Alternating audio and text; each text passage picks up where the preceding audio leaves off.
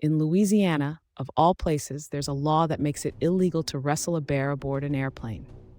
Imagine our quirky character, Sam the burly aviator, who just wanted to show off a friendly wrestling match with his pet bear Buster during a routine flight. To his surprise, he was greeted with legal warnings reminding him of this peculiar statute. Not only is it absurdly specific, but it's hard to imagine who, and more importantly, why it was necessary to write this into the law books.